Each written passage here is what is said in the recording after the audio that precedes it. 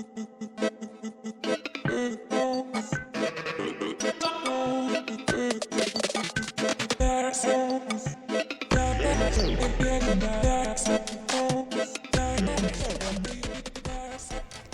movie nerds, and welcome to Cinematic Sarcastic, the podcast that talks all things movies and television. My name is Natalie, and I'm your host. On today's episode, I wanted to talk about ObiWan Kenobi, episodes 1 and 2. There's been quite a buzz about ObiWan Kenobi coming out. I know everyone is super excited about Star Wars stuff most of the time.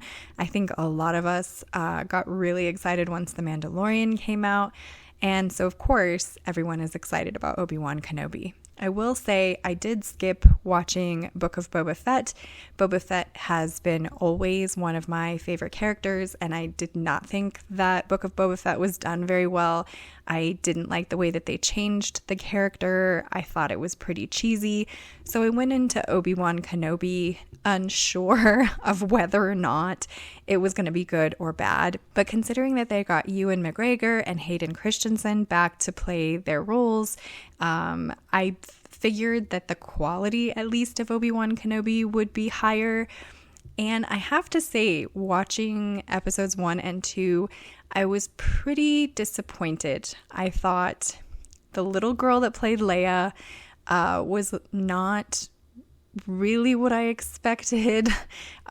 She would run away in the show, and it was more comical how difficult it seemed for people to be able to catch up to her, to the point where I think there was one scene where one of the bad guys actually seemingly sort of trips over a low branch or his own feet and falls down, and it was very much like tripping on a banana and falling down, chasing after a 10-year-old that isn't running more than maybe 2 miles an hour. I mean, she's very slow. She's not a fast runner in this show.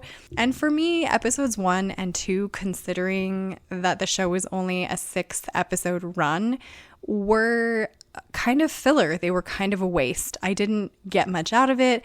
I didn't feel like we were where we should have been at that stage, being 10 years after, the last film where we saw Ewan McGregor play Obi-Wan. And it kind of seemed like episodes 1 and 2 were really just a way to let Obi-Wan Kenobi know that Anakin Skywalker is still alive, and they could have condensed that down to something that took place in 15 minutes and then washed the rest of the 2 episodes. And it kind of ruined the continuity for me that Obi-Wan Kenobi and little Princess Leia had some interactions with each other when in A New Hope, she calls out to him saying that he had helped her father, not that he had saved her dumbass from something when she was little. It kind of ruins that moment for me a bit. I'm excited to still see, I will definitely continue to watch the series,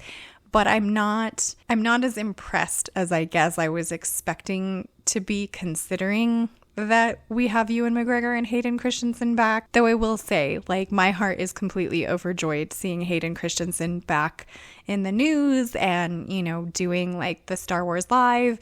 I absolutely love him as an actor. He's been in a lot of the movies that I really enjoy. So I'm hoping that the remaining 4 episodes of Obi-Wan are better quality and hopefully better story. So we'll see. I don't know. What do you guys think? Let me know in the comments what you thought of Obi-Wan Kenobi episodes 1 and 2. Subscribe if you want to join the Movie Nerd family. And I hope to see you guys back in the next episode.